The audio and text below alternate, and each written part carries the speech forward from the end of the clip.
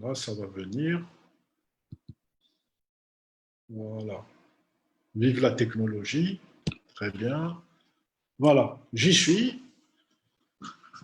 Voilà. Alors maintenant, on va dérouler un peu les hépatites chroniques. Donc déjà, souvenez-vous tout à l'heure, hein, on a dit qu'il y a des virus à transmission, euh, à transmission parentérale qui sont B, D, C. D'accord. Ces virus peuvent aller vers la chronicité. Donc, on a vu que le B, essentiellement chez les enfants nouveau-nés, mais chez l'adulte, 10% des cas. Le C, c'est 80%. Et bien sûr, D plus B, si vous prenez bien sûr B plus C, si quelqu'un a une co-infection aussi B plus C, il va plus aller vers la chronicité. Alors, on va définir l'hépatite chronique. C'est un diagnostic histologique. On verra le diagnostic clinique. Quelles sont les étiologies qui peuvent donner les hépatites chroniques. Et on va voir le traitement. Alors, vous connaissez ce schéma, vous êtes familier, donc je répète. Voilà ce qui donne la chronicité, VHB, VHD, VHC. Et VHE, immunodéprimé. Qui dit chronicité, on va aller vers la cirrhose et on va aller vers le cancer du foie. Voilà l'intérêt, si vous voulez, de la question. Alors, qu'est-ce qui se passe? Ce n'est pas une nécrose aiguë comme tout à l'heure. Là, c'est l'inflammation qui va beaucoup plus intervenir que la nécrose. Donc, il y aura des lésions nécrotico-inflammatoires du foie et elles vont évoluer plus de 6 mois. D'accord? Et ça va donner donc une fibrose. Alors, c'est simple à expliquer. C'est-à-dire que chaque fois que le foie va être agressé, donc le virus, c'est une agression. Le virus est une agression, donc il est agressé par le B, le D, le C. On verra, il y a d'autres étiologies. Il peut être agressé par l'auto-immunité. Il peut être agressé pour des raisons génétiques. Par exemple, Wilson, c'est la maladie de surcharge en cuivre. Le déficit en alpha-1 antitrypsine. Les médicaments. Tout à l'heure, il y a une collègue à vous qui a posé la question sur le médicament. Donc, chaque fois que le foie est agressé, donc il va faire une nécrose-inflammation. Donc, c'est comme une plaie que vous vous faites quand vous tombez, vous tranchez avec un objet, par exemple un couteau ou une lame, vous avez une plaie et donc c'est des lésions de nécrose et d'inflammation et ça doit se réparer. Donc quand ça se répare, il faut du collagène. C'est le collagène qui va réparer donc cette nécrose et ça va donner de la fibrose. Donc si vous voulez, la fibrose, c'est une accumulation de collagène. Et plus vous êtes agressé, donc chaque fois que vous êtes agressé, au fur et à mesure de l'hépatite chronique, vous allez aller vers la cirrhose. Et si vous avez la cirrhose, vous avez des lésions donc ils vont changer de morphologie, de phénotype. Donc les cellules changent de phénotype et elles vont donner un cancer du foie. Donc, c'est très important de faire des diagnostics d'hépatite chronique ou même d'hépatite aiguë pour savoir quels sont les patients qui vont aller vers la chronicité. Et bien sûr, c'est la biopsie. Le diagnostic, c'est la biopsie. On a dit dans une hépatite aiguë, ce n'est pas la peine de faire la biopsie. Alors, depuis maintenant pratiquement une dizaine d'années, même plus, on a des méthodes alternatives à la biopsie. C'est-à-dire, est-ce qu'on peut se passer de la biopsie pour faire le diagnostic? Oui, on le verra tout à l'heure avec un outil magique, entre guillemets, l'élasticité au niveau du foie. Il ne remplace pas la biopsie à 100% puisqu'il a été comparé à la biopsie, mais il permet d'éviter la biopsie, on le verra dans quel cas. C'est ce qu'on appelle les méthodes alternatives, puisque la biopsie, elle a un risque de mortalité qui est très très faible, qui est exceptionnel, elle a des risques de complications, hémorragie, douleur, mais ça reste exceptionnel. Donc, on essaie de faire de la médecine moderne et douce. Alors, la clinique, on est déçu parce que la clinique est pauvre. C'est-à-dire qu'on ne pourra faire des dépistages. On le verra tout à l'heure, il faudra faire des dépistages du B, du C pour faire des dépistages de maladies génétiques. Parce que c'est des maladies très silencieuses. Vous allez avoir une asthénie. L'asthénie, vous savez, c'est un signe subjectif. Par exemple, là, je sais, tous ceux qui sont connectés, ils sont fatigués par le ramadan. Donc, je ne pense pas qu'ils aient tous des hépatites chroniques. Et quand il y a des signes de maladie chronique, c'est trop tard. C'est trop tard, pourquoi? Parce que ça veut dire que le patient est déjà en cirrhose. C'est-à-dire qu'il a des fièvres, ça y est, il est en cirrhose. Donc, on va essayer surtout de faire beaucoup de dépistage. Alors, la biologie, tout à l'heure, si on compare à l'hépatite aiguë, là, la cytolyse est moins importante. C'est 5, 3, 2 fois la normale, des fois, pas elle témoigne de l'activité de la maladie. Alors, si vous avez des stigmates de maladie chronique du foie, khlas, c'est-à-dire on va dire que le patient est déjà en cirrhose. Si vous avez une hépatomégalie arbre inférieur tranchant, on ne peut plus parler d'hépatite chronique. S'il y a de l'hypertension portale également, donc il y a des stigmates, c'est fini. Alors, les étiologies, vous voyez, on n'a pas des masses, il y a 5 groupes d'étiologie. 5 groupes, et on verra demain dans les cirrhoses, il y a plus d'étiologie. Alors, les causes virales, vous avez le virus B, qu'on a vu tout à l'heure, puisqu'on a dit 10% des malades peuvent aller à la chronicité. Ah, qu'est-ce que vous voyez? Il y a sauvage et mutant. Ça veut dire qu'il y a 2 types de virus B. Ça veut dire que dans l'hépatite aiguë, je n'ai pas parlé de mutant. Donc, la mutation vient après, dans la chronicité. Donc, si vous voulez, dans l'hépatite, pourquoi? Parce que le virus va muter avec le temps. Pourquoi il mute? Parce qu'il veut échapper au système immunitaire. Donc, il fait une mutation. Et généralement, la mutation se fait sur la protéine HBE. Il ne fabrique plus la protéine HBE. Vous avez le virus C, ça c'est attendu, puisque je vous ai dit tout à l'heure que 80% vont évoluer vers la chronicité. 80%. L'hépatite chronique auto-immune, on verra, c'est une maladie plus féminine, d'accord, plus féminine. L'hépatite médicamenteuse, on verra aussi, il y a beaucoup de médicaments qui sont incriminés, hein, surtout maintenant avec la polymédication et l'automédication. Vous avez les causes génétiques, la maladie de Wilson, qui est la surcharge en cuivre. Donc, ces 2 causes héréditaires, c'est des causes pédiatriques. C'est des causes, c'est des patients qu'on voit très rarement chez les adultes, sauf si c'est des familles qu'on suit après la pédiatrie. D'accord? Et quand on trouve aucune cause, on parle de cryptogénétique, c'est-à-dire sans cause évidente. Donc voilà, qu'est-ce que vous remarquez? Il n'y a pas d'alcool, alors qu'on va le voir demain dans les cirrhoses alcooliques. Il n'y a pas la NASH, donc celle qui est la maladie de l'obésité. Pourquoi? Parce que ces 2 maladies ne passent pas par l'hépatite chronique. Ils passent par la stéatohépatite. Donc, ils ont un chemin différent. Alors, comme tout à l'heure, les 5 marqueurs que vous connaissez, les zones de haute et de basse prévalence. Donc, pour ne pas me répéter, donc je vais passer rapidement.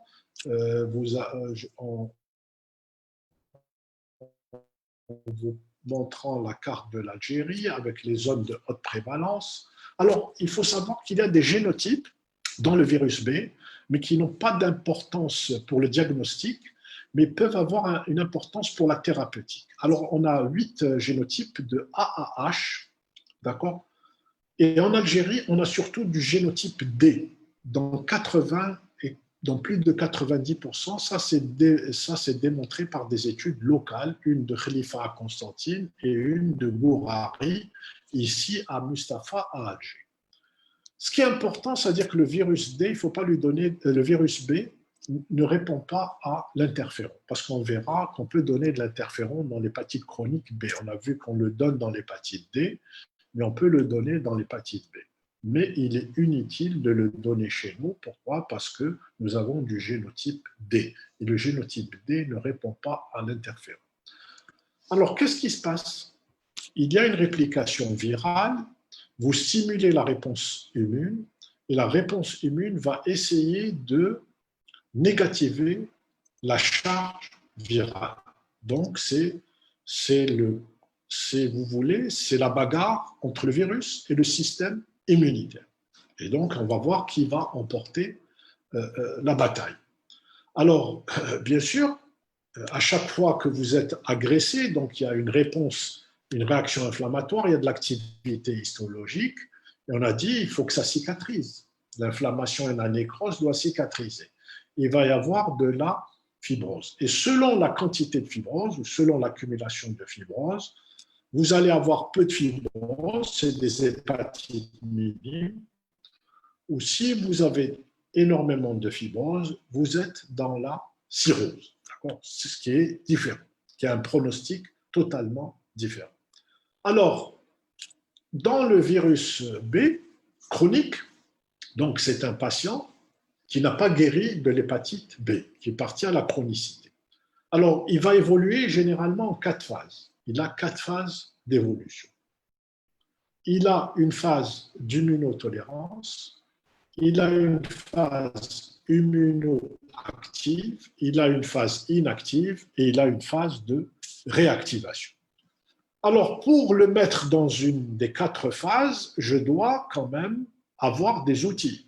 Je ne peux pas dire tel patient est immunotolérant, tel patient est immunoactif, le portage inactif. Tout à l'heure, on m'a posé la question sur le portage inactif en avance. Et quel est le patient qui réactive?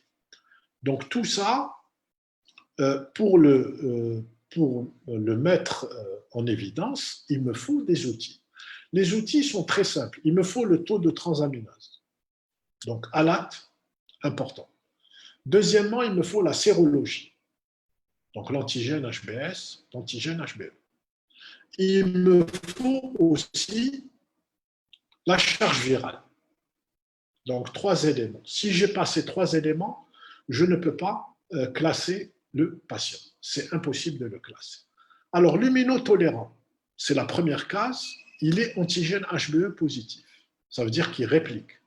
Il a une charge virale très élevée, qui arrive les 10 puissance 12 log.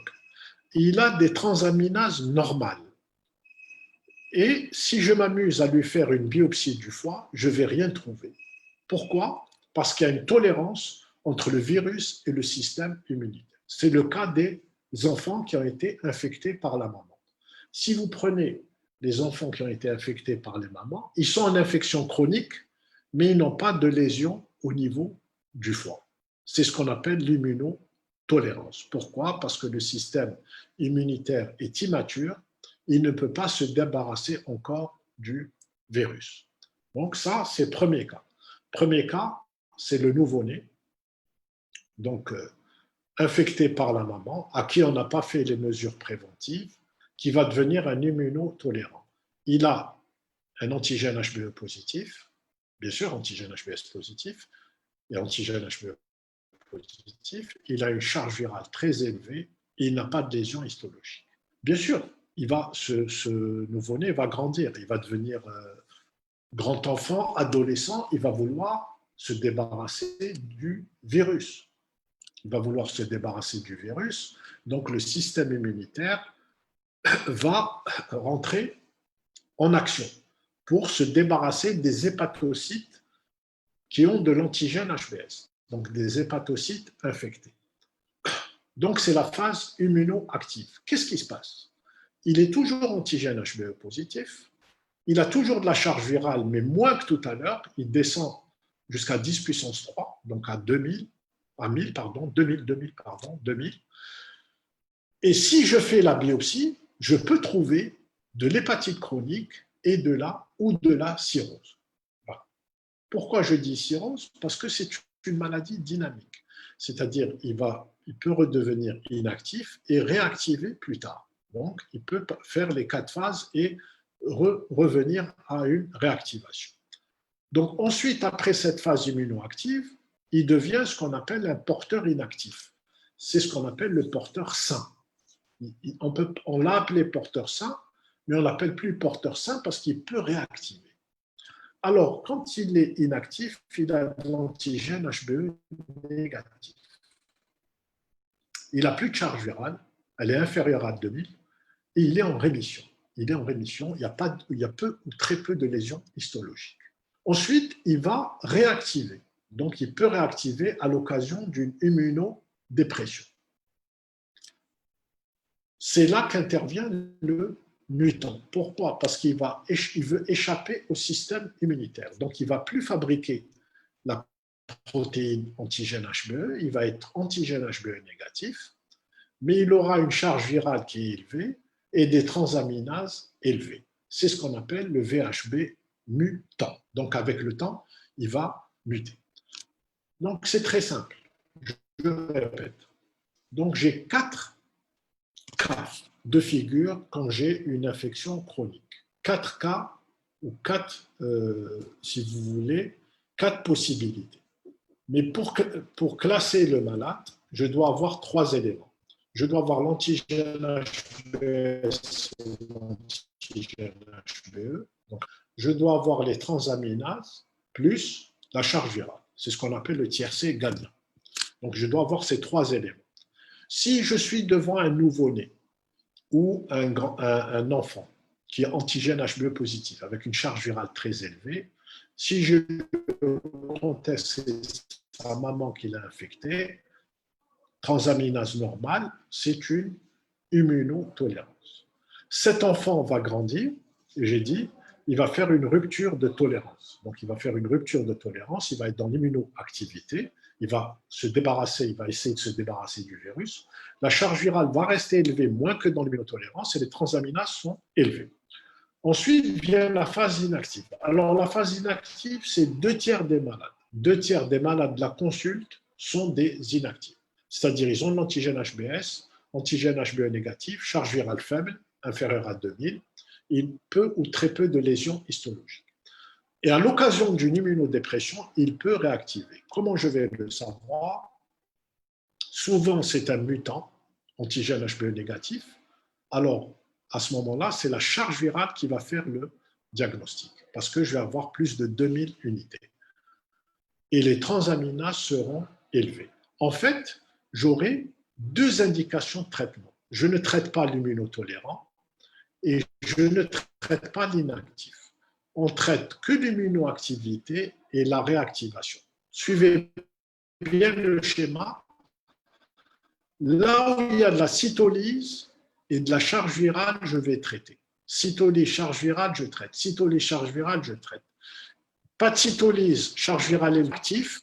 Pas de charge virale, pas de cytolyse, je ne traite pas. Donc voilà les 2 cas de figure où je traite l'immunoactivité et la réactivation. Et il me faut les 3 éléments pour raisonner. Je ne peux pas, si je vous donne que l'antigène HBS, vous ne pouvez pas classer le malade. So, transaminase, ALAT, il me faut antigène HBS, antigène HBE et la charge virale.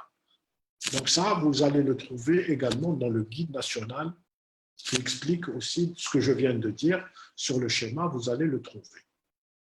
Alors ça, c'est pour vous parler juste du VHB mutant, pour vous dire qu'il ne fabrique plus l'antigène HBE parce qu'il y a une mutation. Mais je peux m'en apercevoir grâce à la charge virale. Si la charge virale est élevée, ça veut dire qu'il a muté et que c'est un virus. Alors, sur le plan, je vous ai dit tout à l'heure que la définition était histologique. J'ai dit, je vais traiter les hépatites chroniques. Je ne vais pas traiter un immunotolérant ou quelqu'un qui est inactif, c'est-à-dire quelqu'un qui n'a pas de lésion histologique. Je vais traiter les lésions histologiques. Alors, je vous fais un bref rappel pour vous dire que sur une biopsie hépatique, ce qui est important à voir, c'est les espaces portes. Alors, je vous rappelle, l'espace porte est composé d'une triade qui sont le canalicule biliaire, la vénule porte et l'artère hépatique. C'est ça l'espace porte. Et contre l'espace porte qu'on appelle la lame bordante. Et vous savez que à travers les hépatocytes, vous n'avez plus de vaisseaux propres. Donc les gros vaisseaux, c'est les sinusoïdes qui vont permettre les échanges entre les différents hépatocytes et les canalicules biliaires. Alors, pour dire qu'une ponction biopsie hépatique est de bonne qualité, il faut au moins 12 espaces portes. Et on utilise le score de Métavir. Alors, le score de Métavir, vous verrez ça au cours d'un APAT. Je vais essayer de vous faciliter la tâche. Donc, le score de Métavir permet de classer les patients avec leur fibrose. Quand il n'y a pas de fibrose, on dit qu'il est F0, zéro fibrose. Quand il y a peu de fibrose, ici, c'est le F1. Alors, ce qui est coloré en rouge, ce sont les espaces portes. Et vous reconnaissez la veine, comme je vous ai dit, l'espace porte, le canalicule et l'artérialité. Alors, on ne traite pas les F0, F1, on traite à partir de F2 quand il y a des lésions significatives avec de la fibrose. La fibrose est également colorée en rouge. Et vous avez le F3 qui est le stade pré-cirrhotique. Pourquoi? Parce qu'il y a un début de nodularisation. Et le F4, c'est le nodule de régénération. Donc voilà comment on utilise, on traite à partir de F2. On ne traite pas F0, F1. Et je vous ai parlé des lésions inflammatoires. C'est ce qu'on appelle l'activité. L'activité, quand il n'y a pas d'activité, elle est absente. Quand elle est A1, elle est minime. Quand elle est A2, elle est modérée. Et quand elle est A3, elle est sévère. Donc, on traite à partir de A2, F2, les hépatites B. Alors, on peut utiliser, j'ai dit tout à l'heure en introduction, entre guillemets, magique, qui est le fibroscan, qui permet de mesurer l'élasticité au niveau du foie. Alors, je vois qu'il y a qui écoutait, après je prendrai les questions sans problème, d'accord? Monsieur Bédiaf, il faut être patient. Alors, on mesure l'élasticité hépatique. On a deux cas de figure. Les transaminases sont normales, les transaminases sont élevées. Alors, ce qui est important, l'élasticité est mesurée en kilopascal. Le foie est un organe élastique, c'est une éponge, c'est un organe élastique. Donc, on a eu l'idée de mesurer cette élasticité. Je pourrais vous expliquer l'histoire quand on fera le TD. Donc, on mesure cette élasticité du foie par un appareil qu'on met, pardon, je vais voir si j'ai pas pris d'image, mais je vous montrerai demain des images. Donc, on prend, on fait comme une biopsie du foie.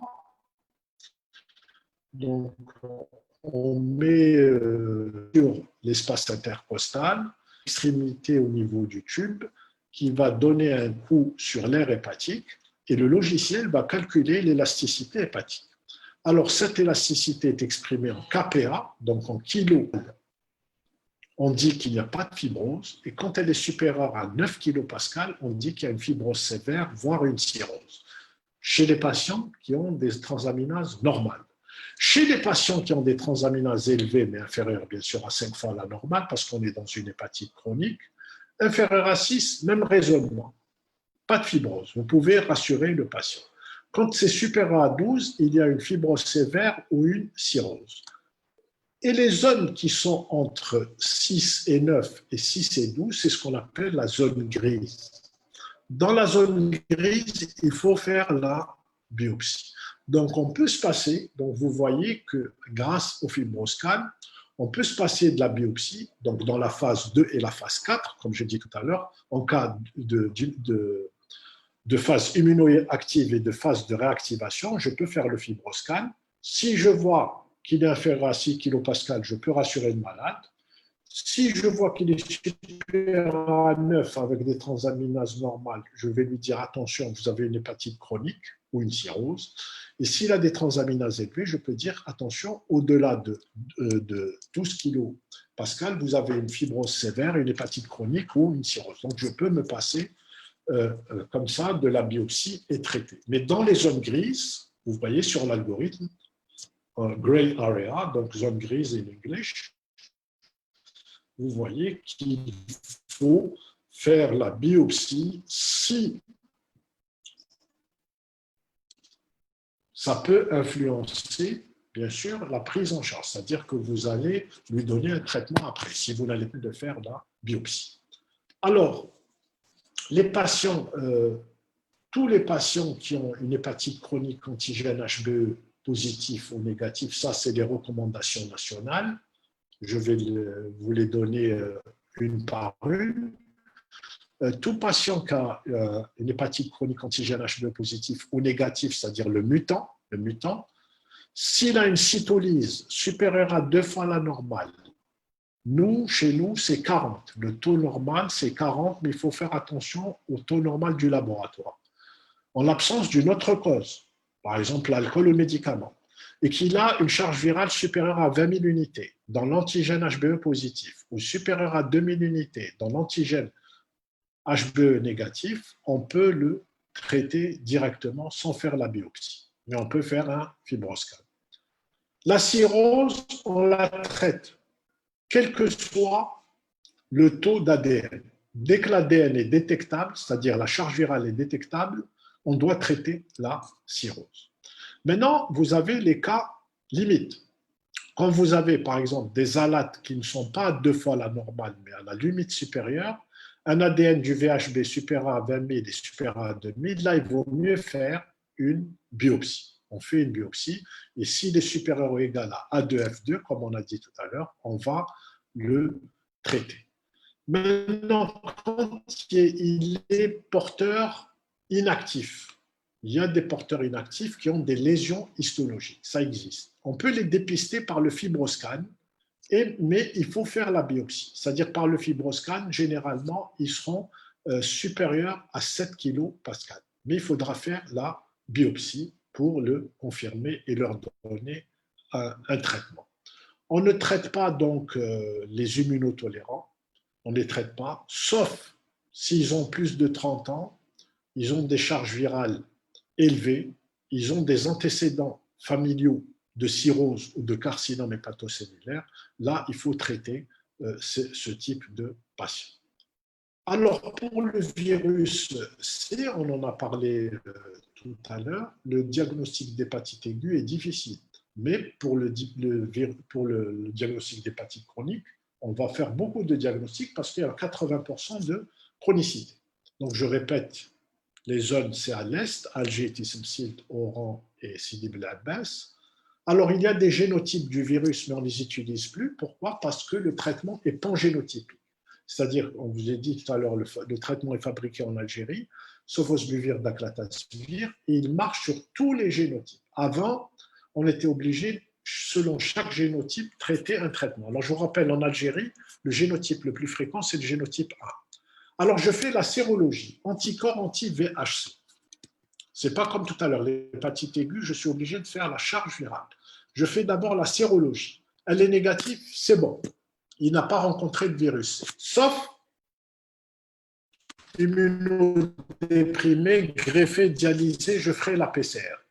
S'il est positif, je fais la PCR.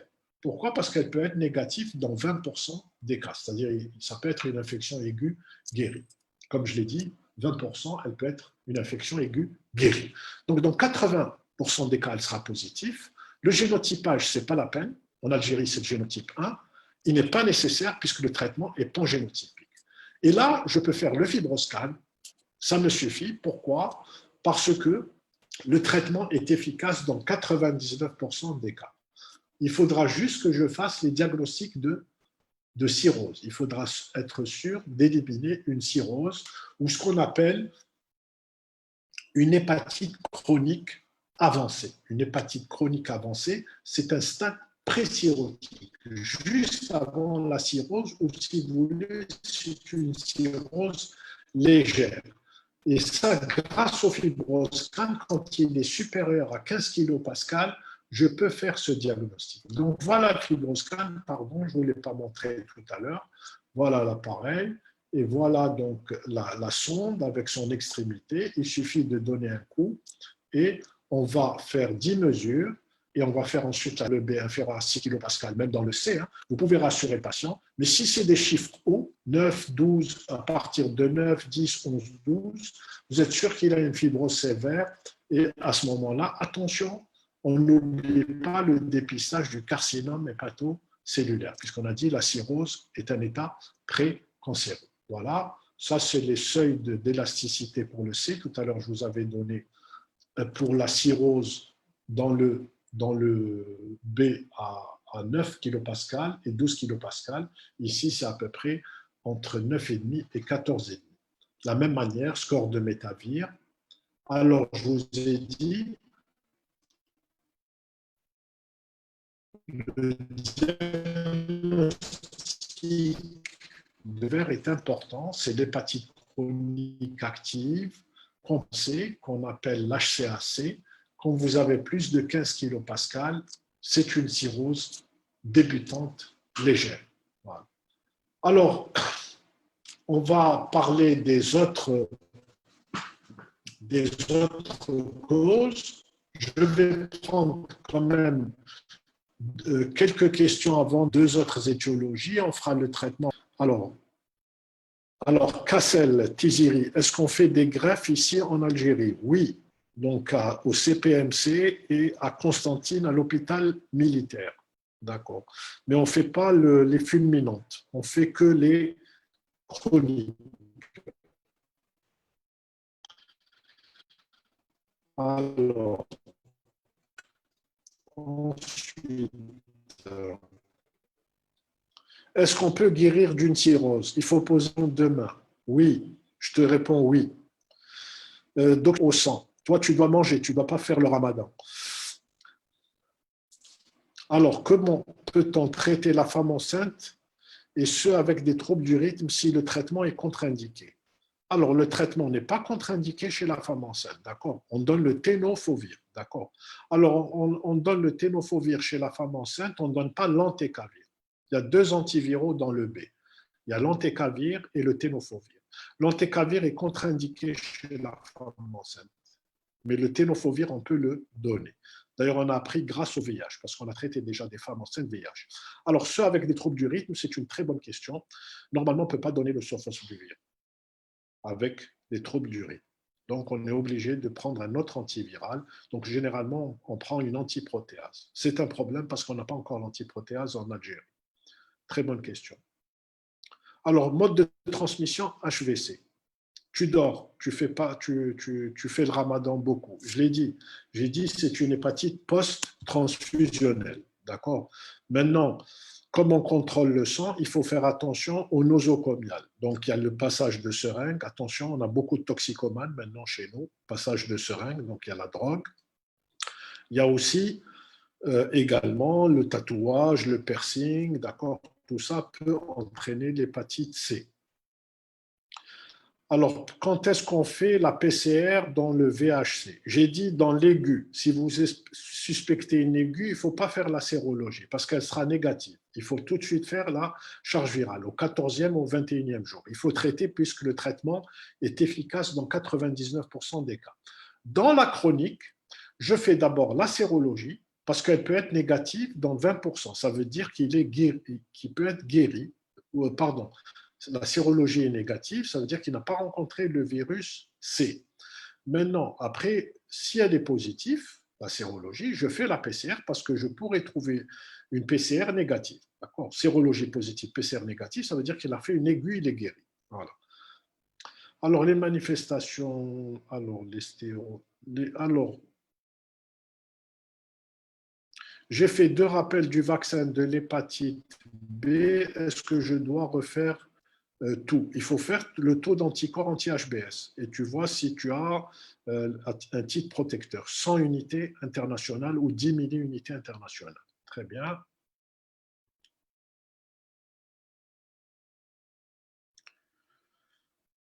Donc alors, il parle du programme national vaccinal.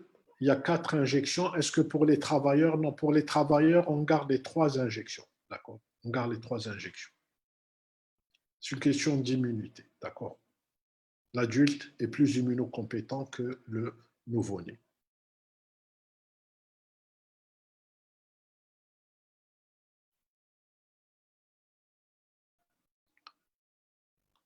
Alors, je passe. J'essaie de choisir des questions faciles pour moi. Non, je plaisante. J'essaie de trouver.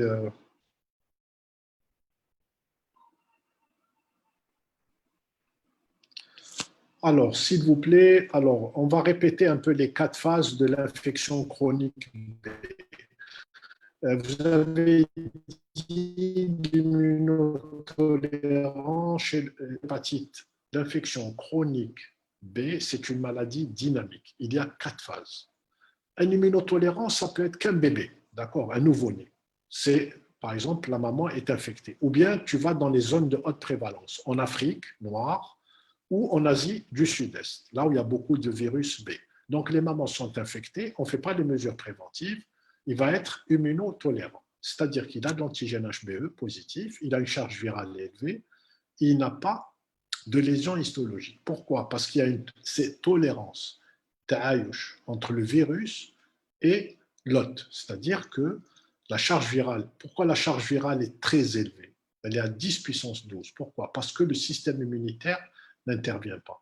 Donc, il est immature. Donc, c'est pour ça qu'il n'y a pas de lésions histologiques. Les lésions histologiques vont venir à la phase immunoactive. Quand l'enfant va grandir, il va avoir un système immunitaire qui se développe, il va essayer de se débarrasser il essaye parce qu'on ne guérit pas de l'hépatite B.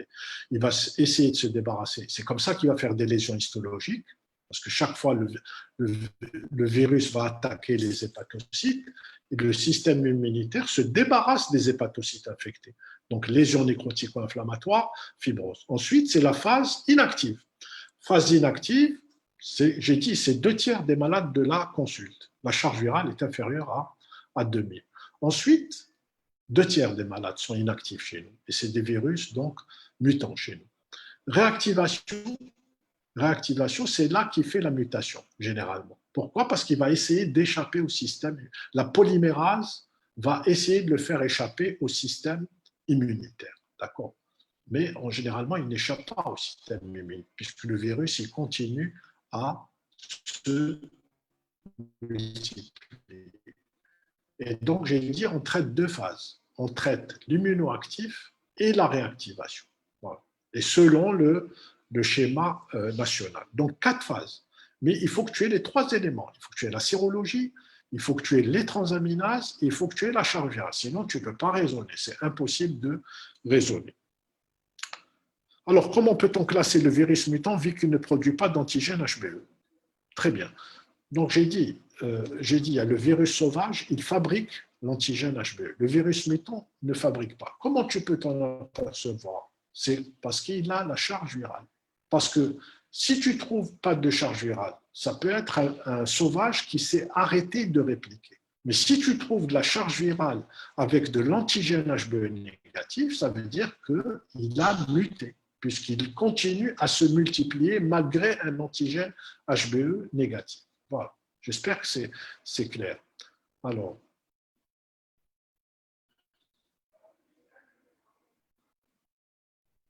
Alors, est-ce que toujours une hépatite chronique évolue vers la cirrhose? Non, c'est une bonne question. C'est pour ça que j'ai dit, bon, le dépistage est important. Si je trouve par exemple du virus B ou du virus C dans une famille ou dans une population à risque, il faut que je fasse le dépistage, il faut que je cherche la cirrhose et l'hépatite chronique. Pourquoi? Parce qu'on va dire dans pratiquement 2 tiers des cas, ça va être des hépatites minimes à modérées. 1 tiers des malades vont aller vers là. Et ce n'est pas toutes les cirrhoses qui vont aller au cancer du foie. On aura à peu près une incidence du cancer de 3 à 5% par an. Donc 3 à 5 cirrhotiques sur 100 par an vont faire un carcinome hépatocellulaire.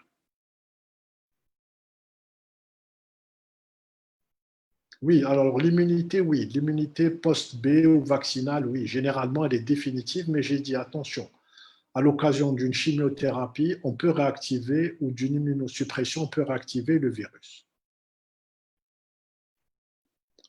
Très bien. Alors, je vais prendre encore une dernière question et on va attaquer le reste.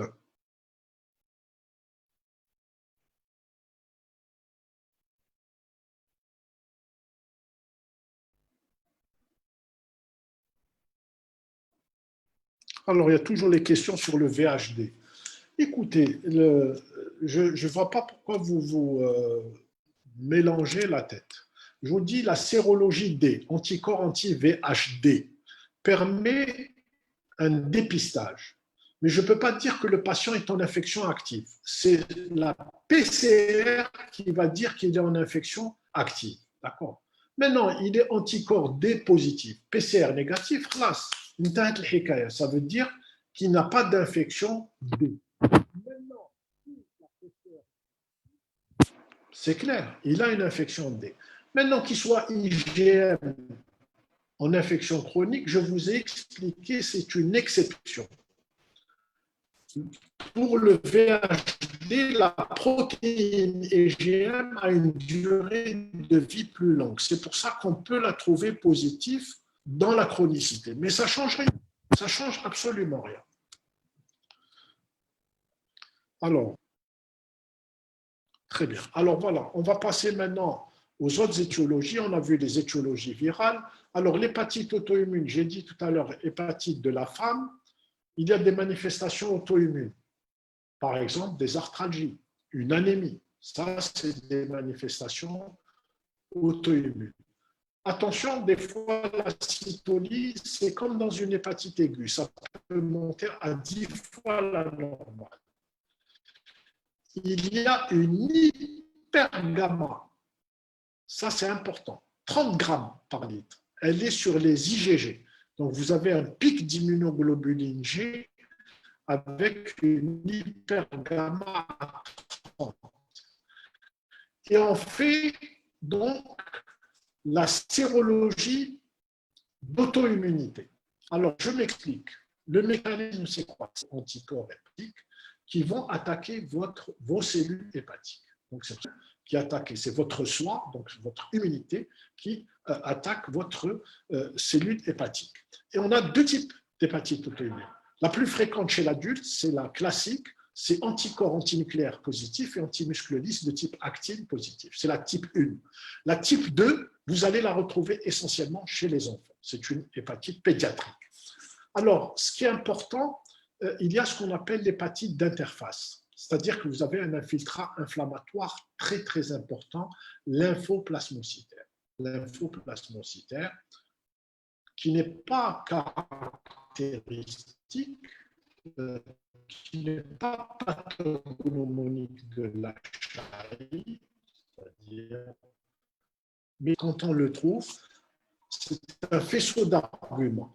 C'est une femme, elle a des transaminases élevées, elle a une hypergamma, elle a des anticorps antinucléaires, on trouve un infiltrat inflammatoire. C'est une hépatite auto-immune. Très bien, traitement corticoïde. Hépatite médicamenteuse. On a dit qu'il y a deux types. Tout à l'heure, la collègue qui avait posé la question sur les mécanismes, j'ai dit, il y a la toxicité directe qu'on appelle dose dépendante, d'accord, qui est prévisible, par exemple le paracétamol, et vous avez l'imprévisible, c'est celle qui fait intervenir des mécanismes immunitaires. Elle n'est pas dépendante de la dose. C'est la pharmacogénétique, c'est-à-dire tout dépend de votre pharmacogénétique. C'est-à-dire une faible dose peut vous donner donc une hépatite. Alors, il y a un listing de médicaments, mais on va parler surtout, faites attention aux antituberculeux, au méthotrexate qui est utilisé aussi dans les polyarthrites rhumatoïdes, dans les maladies inflammatoires chroniques de l'intestin. Donc, cela peuvent donner donc des hépatites chroniques. Alors, on retrouve des éosinophiles. Donc, c'est à la biopsie, comme c'est des médicaments, réaction immunoallergique, on va retrouver des éosinophiles. La maladie de Wilson, pédiatrique, on a dit, déficit en alpha-antitrypsine.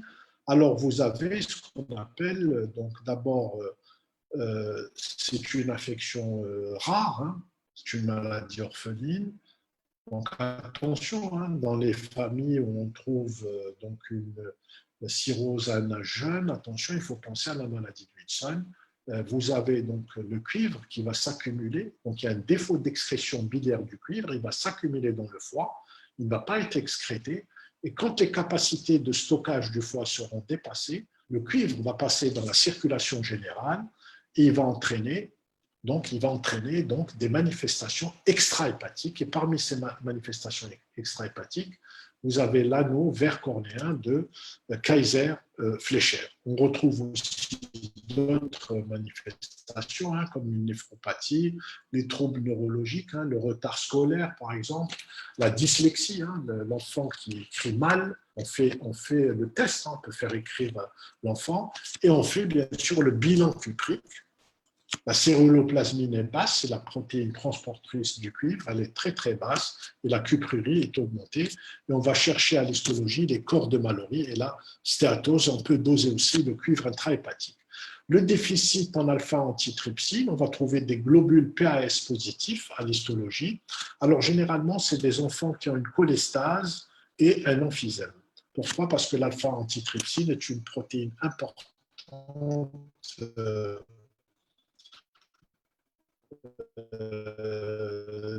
dans la fabrication du liquide qu'on a sur la plèvre. Et c'est pour ça que c'est pas faire, si vous voulez, un emphysème et aussi une insuffisance hépatique. Alors, le traitement, on l'a déjà vu pour certaines, ça va être plus facile, juste pour j'ai dit, pour l'hépatique chronique auto-immune, c'est les corticoïdes et les immunosuppresseurs. L'hépatite médicamenteuse, il faut arrêter le médicament incriminé. Et pour les causes métaboliques, la maladie de Wilson, on donne un traitement qui va éliminer le cuivre. Il faut faire le diagnostic précoce, parce que si l'enfant arrive au stade de cirrhose ou au stade avancé, ça sera la greffe. Malheureusement, pour le déficit en alpha-antitrypsine, il n'y a pas de traitement, mais si l'évolution va vers la forme hépatique avec insuffisance hépatique, ça sera la greffe hépatique. Alors, pour le traitement, je vais passer rapidement. Il y a deux types de traitements pour l'hépatite B, l'interféron et les antiviraux. L'interféron, j'ai dit, on a du génotype D, c'est pas la peine. Il ne va pas marcher. D'accord? Il ne va pas marcher. On utilise surtout les antiviraux, l'entecavir et le tenofovir. Donc, on a vu tout à l'heure quels sont les patients à traiter, avec ou sans PBF. Les cirrhoses doivent être toutes traitées dès que le DNA est détectable. Alors, je passe sur l'hépatite E. Alors, pour l'hépatite C, on a dit que c'est le sofosbuvir daclatasvir, comme pour l'hépatite aiguë, sauf ici, pour la cirrhose, on va mettre 24 semaines de traitement. Et pour l'hépatite chronique, c'est comme l'hépatite aiguë, c'est 12 semaines de traitement. Je vous ai parlé tout à l'heure des traitements. J'ai dit qu'il y a des inhibiteurs des protéases, de polymérase et de la NS5A. Donc, on suit le cycle du virus dans l'hépatocyte. On a dit que les médicaments fabriqués chez nous sont le sofosbuvir et le daclatasvir. Alors, ça marche très bien parce que ça, c'est une étude dans laquelle on a participé, une étude mondiale avec les génériques algériens. Et vous voyez que ça donne de bons résultats, jusqu'à 98% de résultats. Donc, le générique est un bon traitement pour l'hépatite C en Algérie, made in Algeria. Alors, j'ai dit que dans l'hépatite C, il faut bien faire le diagnostic d'hépatite chronique active compensée grâce au fibroscan à 15 kPa. On peut faire le diagnostic. Et comme je viens de vous dire maintenant, 24 semaines de traitement pour la cirrhose et 12 semaines pour s'il n'y a pas de cirrhose. D'accord? Et on fait la charge virale 12 semaines après l'arrêt du traitement. Ce n'est pas la peine de faire le génotype. On le fait s'il y a un échec au traitement. Dans l'insuffisance rénale chronique, on peut traiter par sofosbuvir, daclatasvir, un comprimé 3 fois par semaine, et le daclatasvir, un comprimé par jour pendant 12 semaines. Si on n'a pas, s'il y a un échec, à ce moment-là, on va utiliser d'autres molécules qui sont le velpatasvir et le voxilaprevir avec le sofosbuvir qui ne sont pas encore disponibles en Algérie. Alors, pour conclure, on va dire que le dépistage, du VHB et du VHC est important, surtout dans les groupes à risque. Il ne faut pas hésiter à dépister. Les viraux entecavir, tenofovir dans le VHB entraînent une suppression de la charge virale. Donc, c'est des bons traitements, mais ils n'entraînent pas une guérison comme dans le C. D'accord? Ils n'entraînent pas une guérison. Ils entraînent une suppression de la charge virale. Et les antiviraux directs anti-95% des cas. Donc voilà, j'espère que vous avez bien suivi. Alors, je vais prendre quand même quelques questions. Je vois que le nombre de participants a diminué parce qu'il y en a qui vont faire la shorba. Donc moi, aujourd'hui, je ne suis pas de shorba, donc je suis tranquille. Donc, je vais prendre quelques questions pour ceux qui sont restés. Alors, on va prendre les questions.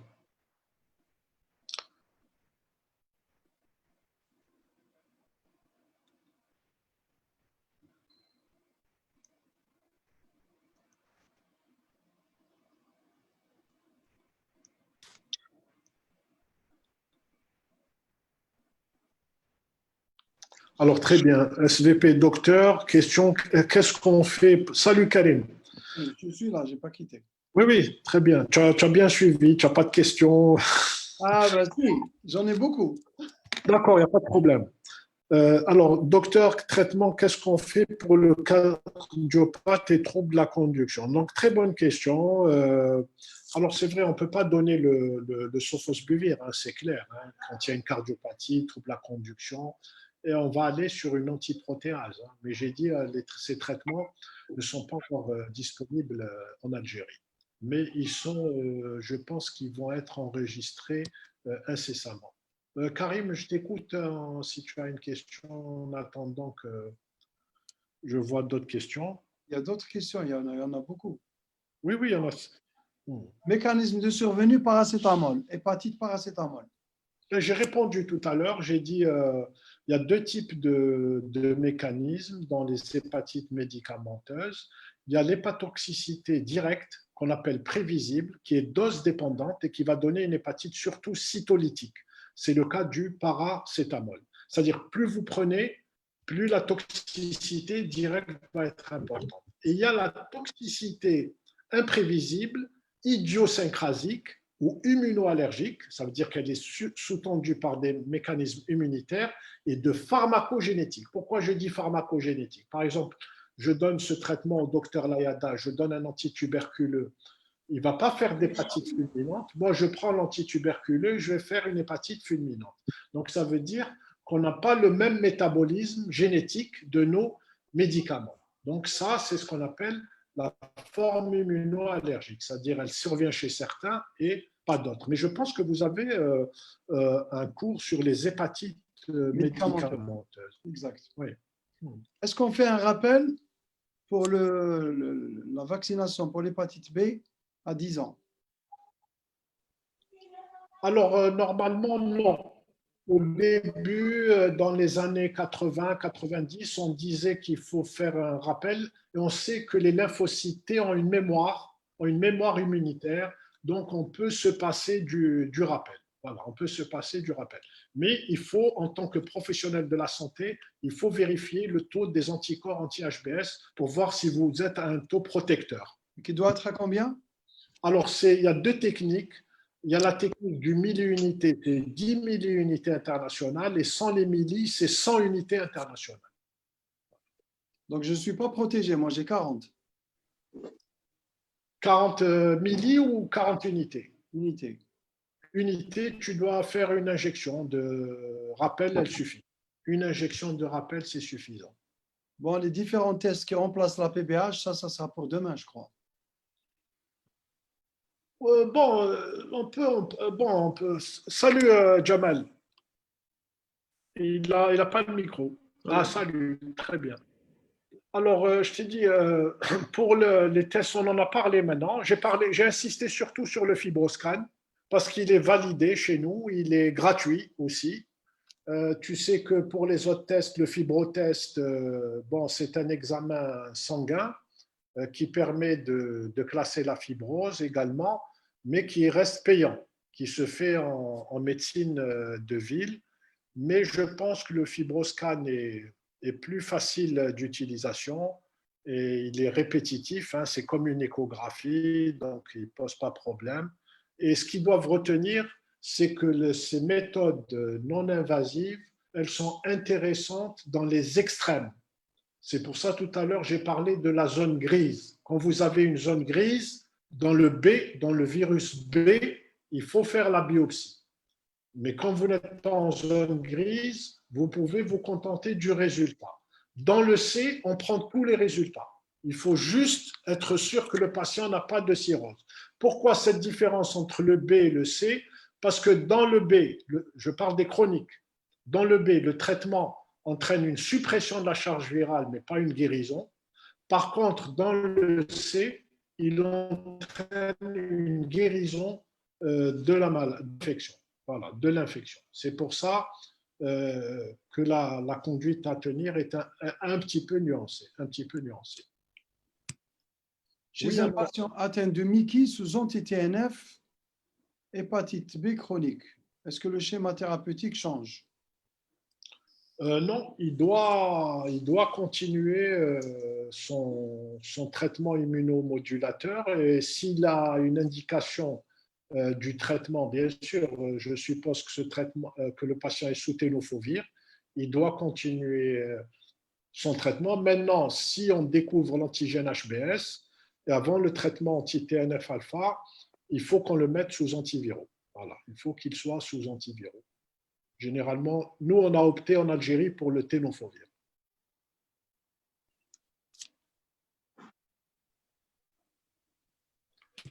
Alors, il y a Sophia Guerni qui repose la même question sur les 4 phases. Donc, ça ne fait rien, c'est bien de répéter. Alors, elle dit, pour classer le patient dans l'infection chronique, vous avez dit charge virale, transaminase. C'est quoi la troisième condition? J'ai dit sérologie. On fait l'antigène HBS, l'antigène HBE, donc ça c'est la sérologie, les transaminases et la charge virale. Vous devez avoir ces 3 éléments pour classer le patient. Ce n'est pas difficile. Il suffit juste de revoir les 4 phases. Et souvenez-vous toujours, l'immunotolérance, c'est un nouveau-né. C'est un nouveau-né. Il n'a pas de système immunitaire mature. C'est pour ça qu'il tolère la charge virale élevée.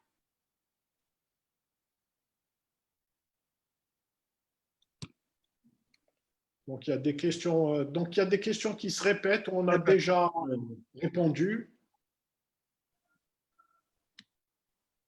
Est-ce qu'on peut guérir d'une cirrhose? Ça, c'est demain. Oui, c'est demain, mais j'ai dit oui. Hein, j'ai dit oui. De toute façon, ça sera ma première plaque demain. Ça sera ma première plaque pour dire qu'on peut guérir d'une cirrhose. Bon, je crois que c'est OK. Là. Oui, bon, alors je remercie d'abord les laboratoires Pierre Fabre de nous avoir prêté la plateforme pour l'enseignement. Et je remercie aussi Karim Layada et Jamel Kizoula pour leur activité dans le module. Et demain, donc à 13h, on fera les sirop. C'est bien parce que ça sera un continuum. Donc, on avait hépatite aiguë, chronique, cirrhose, ça va être l'histoire naturelle, donc les infections. Merci beaucoup. Avant de quitter les étudiants, c'est bon, c'est OK. Sinon, c'est OK. Question-réponse, c'est OK. Pour faire l'évaluation, je ne l'ai pas. Allez, OK. Donc, l'évaluation, je ne l'ai pas, Pourquoi tu fais l'évaluation? Oui, عندك. Non, je ne l'ai pas, mais pourquoi tu cherches après l'évaluation? نعمرها, c'est tout. Demander, masquer. Allez, OK. Donc, Saïd Jamal. Donc, صحفتكم. ابقوا على خير. À demain, Inch'Allah. Salut Karim, ça va. Salut. Ça va.